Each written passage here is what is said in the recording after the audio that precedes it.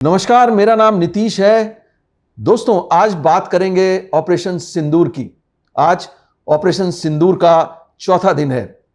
9 और 10 की दरमियानी रात, यानी 9 की रात देर रात और 10 की सुबह, अब तक जो डेवलपमेंट्स में हैं ऑपरेशन सिंदूर में, उसके बारे में हम आपसे चर्चा करेंगे। लेकिन उससे पहले मैं आप सबों को इस बात से अवगत करा देना चाहता हूं कि दोस्तों, हमारे देश में कई न्यूज़ चैनल हैं, मेन स्ट्रीम न्यूज़ चैनल हैं, इसके अलावा कई यूट्यूब चैनल्स भी हैं। लेकिन मैं आपको इस बात का यकीन दिलाता हूं कि जो न्यू दिल्ली पोस्ट है, जो भी आपको जानकारी देगा वो क्रेडिबल होगा। हम उन लोगों में से नहीं जो कि भ्रांतियां फैलाते हैं, जो कि र्यूमर्स फैलाते हैं। हमारे पास जो सोर्सेस के हवाले से जो ऑथेंटिकेटेड न्यूज़ होती है, जो ट्रस्टवर्दी न्यूज़ होती है, वही हम आपको बताते हैं पूरे फैक्ट्स के साथ। तो आज भी हम कुछ ऐसा ही करेंगे। तो दोस्तों, अब शुरुआत करते हैं उस चर्चा की जिसमें काफी सारे डेवलपमेंट्स में है। 9 की दरमियानी रात में जो डेवलपमेंट होना शुरू हुआ है वो अभी तक जारी है। जी हां दोस्तों, कल रात भारत ने जिस तरह से पाकिस्तान के हमलों का जवाब दिया है, वो शायद इतिहास में लिखा जाएगा। ऐसा नहीं है कि इस तरह का जवाब कभी किसी देश द्वारा दूसरे देश को नहीं दिया गया, लेकिन यह शायद पहला मौका है कि जब दो न्यूक्लियर कंट्री, भारत और पाकिस्तान, आमने सामने हैं और उसके बाद भारत द्वारा यह जानते हुए कि पाकिस्तान एक रोग स्टेट है, वो कुछ भी कर सकता है, जिस तरह का जवाब दिया गया है वो शायद आज तक कभी नहीं दिया गया होगा। तो जी हां दोस्तों, पाकिस्तान का जो पाकिस्तान एयरफोर्स है, पीएएफ, पाकिस्तान एयरफोर्स यानी पीएएफ शॉर्ट फॉर्म में कहते हैं, उसने अपने ऑपरेशन का नाम रखा था भारत पर हमला करने के लिए। उसका नाम है बुनियान अल मरसूस, जिसका मतलब है ना टूटने वाली दीवार। जी हां दोस्तों, लेकिन ये जो नाम है बिल्कुल कुछ उल्टा ही हुआ वो पाकिस्तान एयरफोर्स के साथ। और भारत के शूरवीरों ने पाकिस्तान की एयरफोर्स की जो ना कभी गिरने वाली दीवार थी, जो अभेद दीवार थी, उसको पूरी तरह से ध्वस्त कर दिया। जी हां दोस्तों, भारत ने पाकिस्तान के अंदर घुसकर उनके 10 स्ट्रैटेजिकली जो इंपॉर्टेंट एयर बेसेस थे उनको निशाना बनाया है और यह सिलसिला अभी तक चल रहा है। जी हां, मैं आपको उन एयर बेसेस के बारे में बताऊंगा जहां पर भारत ने हमला किया मिसाइल से, ड्रोन से, और उनको पूरी तरह से तबाह कर दिया गया। पहले बात करता हूं उन एयर बेसेस के, 10 एयर बेस के नाम मैं बताऊंगा आपको। उसमें से पहला नाम है मुरीद एयरबेस का। मैं मुरीद एयरबेस का नाम इसलिए पहले ले रहा हूं क्योंकि पाकिस्तान पिछले 2-3 दिनों से स्वॉर्म ड्रोन के फॉर्मेशन में लगातार भारत पर हमला कर रहा था। आखिर ये स्वॉर्म ड्रोन कहां से ऑपरेट किए जा रहे थे, कहां उनका कंट्रोल और कमांड सेंटर था? तो जी हां दोस्तों, उनका जो कंट्रोल और कमांड सेंटर था इसी मुरीद एयरबेस में था। पाकिस्तान का एक मुरीद शहर है, मुरीद इलाका, वहां से ही ये कंट्रोल और कमांड किए जा रहे थे। जो ड्रोन्स भारत की सीमा में लगातार अलग अलग, जो कभी 26 जगहों पर हमले के लिए इस्तेमाल किए जा रहे थे, तो कभी 10 जगहों पर। तो ये कंट्रोल एंड कमांड सिस्टम मुरीद में ही था, जिसको भारत ने पूरी तरह से तबाह कर दिया गया है। मैं आपको बताऊं कि इस मुरीद एयरबेस से टर्किश ओरिजिन के असिस गार्ड, सोनगार्ड ड्रोन्स, इसके अलावा कुछ चाइनीज ड्रोन्स, इसके अलावा बरियाक्तर TB2 ड्रोन, जो टर्की का ये एक ड्रोन है, ये वहां से ऑपरेट किया जा रहा था। इसके अलावा अकिंसी ड्रोन है, जो बरियाक्तर TB2 ड्रोन के बाद टर्की ने बनाया था, लेटेस्ट वर्जन है। यही इसी जगह से, इसी मुरीद से ऑपरेट किया जा रहा था। इन सारे को भारत ने ध्वस्त कर दिया है। इसके बाद इसी कड़ी में दूसरा नाम जो आता है वो है नूर खान एयरबेस, रावलपिंडी। जैसा कि आप जानते हैं दोस्तों, रावलपिंडी पाकिस्तानी सेना का हेडक्वार्टर्स है, जिसको जनरल हेडक्वार्टर्स कहा जाता है। उसी से कुछ दूरी पर ये नूर खान एयरबेस है। ये चकलाला इलाका है रावलपिंडी का, वहां पर ये नूर खान एयरबेस स्थित है। वहां भारत ने जबरदस्त हमला किया। कहा जाता है कि इस एयरबेस पर भारत ने ब्रह्मोस मिसाइल से हमला किया और इसको पूरी तरह से ध्वस्त कर दिया। यहां पर पाकिस्तान के ट्रांसपोर्ट एयरक्राफ्ट जो C-130 जो हेवी लिफ्ट एयरक्राफ्ट है, वो अमेरिका का एयरक्राफ्ट है ये, वहां पर पाकिस्तान ने अमेरिका से खरीदा होगा, तो वहां पर ये स्टेशन था, उसको ध्वस्त कर दिया। इसके अलावा JF-17 थंडर और JC-10 ये दोनों चाइनीज ओरिजिन के प्लेन है, फाइटर प्लेन्स हैं, इन दोनों का हैंगर है वहां पर, सबको भारत ने ध्वस्त कर दिया। इस कड़ी में तीसरा नाम आता है रफीकी एयरबेस, ये शॉरकोट में है और शॉरकोट में इसका हैंगर है। यहां पर JF-17 थंडर, JC-10 दोनों के हैंगर्स हैं यहां पर, उसको भी भारत ने तबाह कर दिया है। इसके बाद नाम आता है रहीम यार खान, यहां पर शेख जायद एयरपोर्ट है, ये पंजाब में आता है, रहीम यार खान, इसको भी भारत ने ध्वस्त कर दिया है। इसके बाद है सरगोधा। सरगोधा को सबसे इंपॉर्टेंट एयरबेस माना जाता है पाकिस्तान का, और यहां पर F-16, JF-17 थंडर और जो JC-10 ज्यादातर प्लेन जो है सरगोधा में पाकिस्तान ने स्टेशन करके रखे हैं, इस पर भी भारत ने अटैक किया है और उसको भी तबाह कर दिया है, काफी नुकसान पहुंचाया है। इन सब के अलावा सक्कर, चुनियान, बुलारी एयरबेस हैदराबाद, मसरूर कराची का ये एयरपोर्ट है, और मसरूर जो एयरबेस है इसको पाकिस्तान एयरफोर्स द्वारा ऑपरेट किया जाने वाला सबसे बड़ा एयरबेस है, तो उसको भी भारत ने ध्वस्त कर दिया है। ना सिर्फ इन एयरबेसेस को ध्वस्त किया है पाकिस्तान में घुसकर भारत ने ड्रोन्स, हमारे एयरक्राफ्ट्स और मिसाइल्स के जरिए, बल्कि आज श्रीनगर में जब पाकिस्तान एयरफोर्स के पायलट्स ने घुसने की कोशिश की, तो श्रीनगर के ऊपर भारतीय एयरक्राफ्ट के साथ डॉग फाइट में अपने 2 प्लेन भी गंवा दिए। भारतीय तैयारों ने, जो भारतीय एयरफोर्स के विमान हैं, फाइटर प्लेन्स हैं, उन्होंने 2 पाकिस्तानी PAF के विमान को मार गिराया। तो ये तो पाकिस्तान की जो है नाकामयाबी से साफ झलकती है। अब हम बात करते हैं दोस्तों कि पाकिस्तान का क्या दावा है। पाकिस्तान ने भी दावा किया है कि उसने भारत के कई एयरबेसेस पर हमला किया है।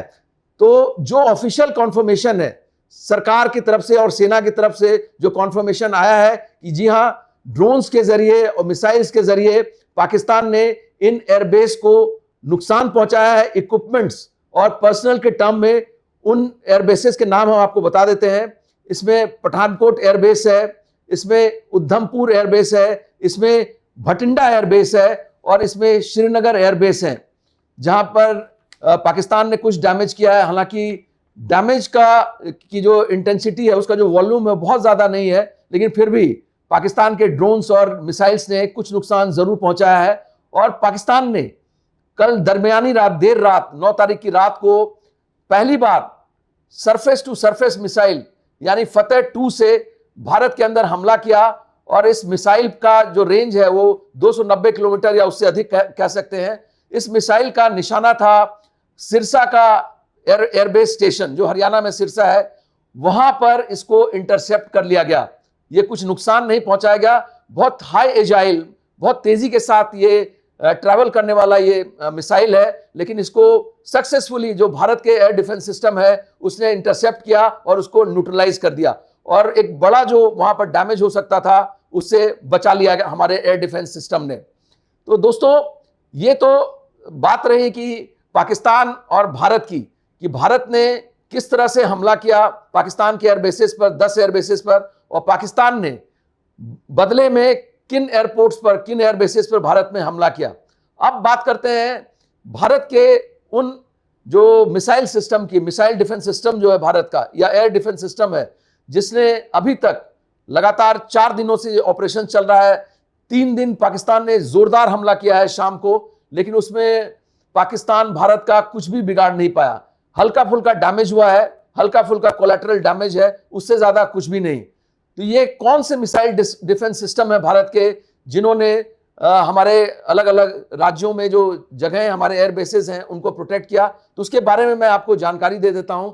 सबसे पहला नाम है उसका S-400, जो रशियन ओरिजिन का एयर डिफेंस सिस्टम है। दुनिया का सबसे बेहतरीन एयर सिस्टम इसको माना जाता है। उसके बाद माना जाता है कि इजराइल का आयरन डोम S-400 के बाद ही उसका नाम आता है। इसके बाद एरो आता है जो कि इजराइल और अमेरिका का ज्वाइंट वेंचर है। तो उसमें सबसे पहला नाम जो भारत के एंटी जो मिसाइल सिस्टम्स हैं उसमें पहला नाम डिफेंस सिस्टम है, उसमें पहला नाम S-400 का आता है। इसके अलावा भारत के बराक 8, आकाश, पिचौरा, इन सब सिस्टम्स ने बहुत बड़ा योगदान प्ले किया पाकिस्तान के हमलों को थ्वॉट करने में। थ्वॉट किया उन्होंने, पाकिस्तान के हमलों को बिल्कुल जो है नेस्तनाबूद किया, उन्हें न्यूट्रलाइज कर दिया। तो ये जो हमारे एयर डिफेंस सिस्टम थे लगातार एक्टिवेट थे और इन्होंने पाकिस्तान की किसी भी नापाक चाल को, नापाक मंसूबे को कामयाब नहीं होने दिया। दोस्तों, इसके बाद हम आते हैं जियोपॉलिटिक्स पर कि अभी क्या चल रहा है। ये तो मैंने आपको जानकारी दे दी कि किस तरह से भारत ने हमला किया, किन किन एयरबेस को तबाह किया और पाकिस्तान ने क्या करने की कोशिश की। अब मैं आपको बताता हूं कि इस पूरे मामले में भारत और पाकिस्तान के बीच जो तनाव चल रहा है, युद्ध जैसी स्थिति है, उसमें जो जियोपॉलिटिकल क्या पॉलिटिक्स चल रही है, जियोपॉलिटिक्स जो है क्या चल रहा है उसमें। तो दोस्तों, आज 10 तारीख है और आज US secretary of state Marco Rubio ने भारत के विदेश मंत्री जयशंकर से बात की और जयशंकर से बात करने के बाद उन्होंने पाकिस्तान के army chief general Asim Munir से बात की। इससे पहले उन्होंने शहबाज शरीफ से बात की। लगता है कि जयशंकर साहब की तरफ से उनको कहा गया होगा कि रियल बॉस जो है आसिम मुनीर हैं, उनसे आप बात कीजिए। तो शायद इसी वजह से उन्होंने पहली बार आसिम मुनीर से बातचीत की, जनरल आसिम मुनीर से। और ऐसा लगता है कि अमेरिका का रुख देखकर कि अमेरिका डबल गेम खेल रहा है, क्योंकि मार्को रूबियो से बात करने के बाद आसिम मुनीर ने शहबाज शरीफ को कहा कि उनकी जो national command centre, nuclear command centre है या न्यूक्लियर कमांड अथॉरिटी है, जो कि न्यूक्लियर हमलों में डील करती है, न्यूक्लियर हमलों के बारे में फैसला लेती है, उसकी बैठक बुलाने को कहा, इमरजेंसी बैठक बुलाने को कहा। तो हो सकता है कि शायद भारत का रुख देखकर, जो कि बहुत दृढ़ था, हमारे विदेश मंत्री ने साफ तौर से मार्को रूबियो को कह दिया था कि अगर पाकिस्तान इसी तरह एक्ट करता है, इसी तरह से हमला करता रहा तो हम रुकेंगे नहीं, उसी प्रोपोर्शन में हम जो जवाब देंगे। तो शायद मार्को रूबियो की तरफ से शायद ये कहा गया हो कि तुम उनको न्यूक्लियर हमले की धमकी दो। इस तरह का हो सकता है।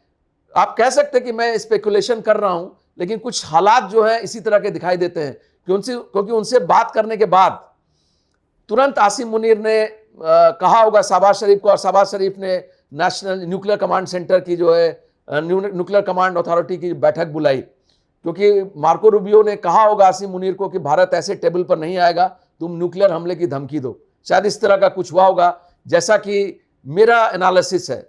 ये मेरा पर्सनल एनालिसिस है जो मैं कर रहा हूं। हो सकता है सही हो सकता है गलत हो, लेकिन मुझे लगता है कि अमेरिका का जो रोल है वो बहुत संदिग्ध है, क्योंकि कल यानी 9 तारीख को IMF ने पाकिस्तान को $1 बिलियन का लोन जो है वो भी जो है अप्रूव कर दिया है। और दोस्तों, जो IMF में अमेरिका का जो वोटिंग का शेयर है, उसका जो वेटेज है वो 16.2% का है। तो आप अंदाजा लगा सकते हैं कि अगर अमेरिका नहीं चाहता, क्योंकि भारत प्रोटेस्ट कर रहा था, भारत नहीं चाहता था कि IMF जो पाकिस्तान को किसी तरह का लोन दे, क्योंकि अल्टीमेटली वो पाकिस्तान में डेवलपमेंट के कार्यों के लिए इस्तेमाल नहीं किया जाएगा, वो इस्तेमाल टेरर में किया जाएगा, वो इस्तेमाल किया जाएगा हथियार खरीदने में, वो इस्तेमाल किया जाएगा अय्याशी में। जो पाकिस्तान के जनरल्स हैं वो जगह जगह अपनी प्रॉपर्टीज खरीदते हैं, अय्याशी के लिए इस्तेमाल करते हैं। तो भारत ने इसका विरोध किया था, लेकिन अमेरिका ने जरूर सपोर्ट किया होगा, तभी पाकिस्तान को $1 बिलियन का लोन लिया। इसी वजह से मैं ये सारा एनालिसिस करके कह रहा हूं कि इस पूरे मामले में अमेरिका हालांकि दिखा रहा है कि भारत की टेररिज्म के खिलाफ लड़ाई में वो पूरी तरह से भारत के साथ है, लेकिन उसकी भूमिका बहुत संदिग्ध है। जिस तरह से पाकिस्तान को अप्रूवल मिला $1 बिलियन का IMF का, उससे साफ तौर से लगता है कि अमेरिका दोहरी नीति खेल रहा है, दोगली चाल चल रहा है। तो ये तो थी जियोपॉलिटिक्स की बात।